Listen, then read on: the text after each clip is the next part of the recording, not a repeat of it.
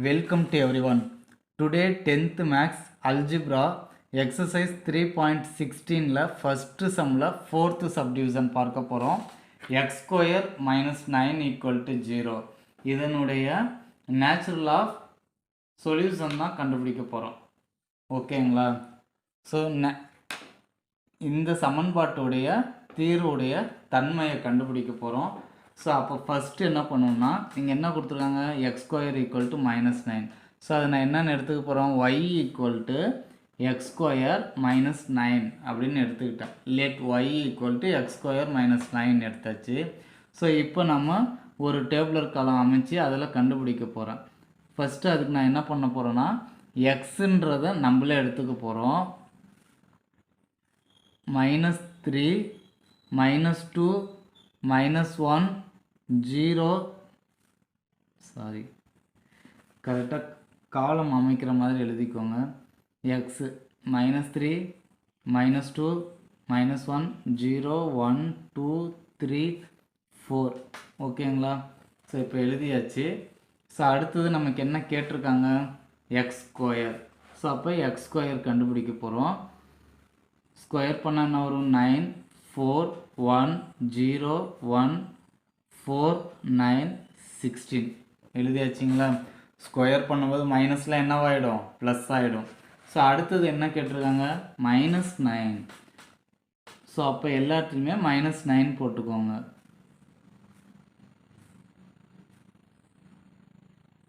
தென் என்ன இப்போ கண்டுபிடிக்க போகிறோம். ஸோ அவ்வளோதான். ஈக்குவேஷனில் எக்ஸ் ஸ்கொயர் இருக்குது, எக்ஸ் ஸ்கொயர் இருக்குது, 9 இருக்குது, 9 இருக்குது, -9.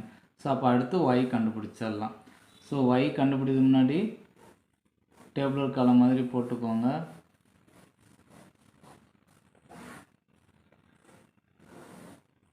ஓகேங்களா? ஸோ இப்போ பாருங்கள் -9 -9 கேன்சல் ஆகிடும். தென் -3 -3 வரும். பாருங்கள் இப்போ நமக்கு எது தேவை எக்ஸ் ஸ்கொயர் -9. அவசரப்பட்டால் சம் தப்பாயிடும். ஸோ இங்கே 0 தான் வரும். ஓகேங்களா? ஏன்னா இது ரெண்டும் தான் நமக்கு கால்குலேட் பண்ணணும்.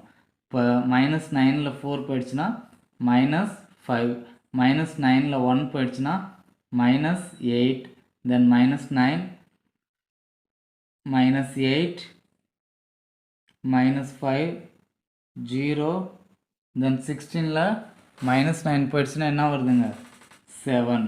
ஓகேங்களா? ஸோ இப்போ ஒய் கண்டுபிடிச்சிட்டோம். அடுத்து என்ன எழுதணும் கிராஃபில் பாயிண்ட் எழுதணும். பாயிண்ட் எழுதிடலாங்களா?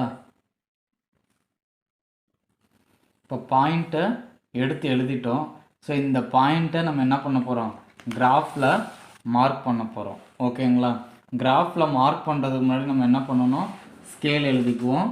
ஸ்கேல் பாருங்கள் எக்ஸ் ஆக்சிஸ் வந்து 1 1 இன்க்ரீஸ் ஆகுது, ஒய்யும் 1 1 தான் இன்க்ரீஸ் ஆகுது. ஸோ நம்ம என்ன எழுதணும்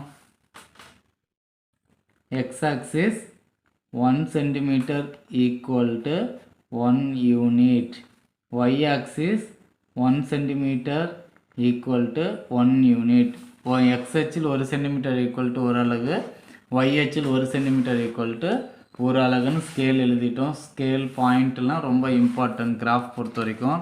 ஸோ அடுத்து பாயிண்ட்டை நான் என்ன பண்ண போகிறேன் கிராஃபில் மார்க் பண்ண போகிறேன். ஓகேங்களா? பண்ணலாங்களா? பாயிண்ட்டை கிராஃபில் மார்க் பண்ணியாச்சு. ஓகேங்களா?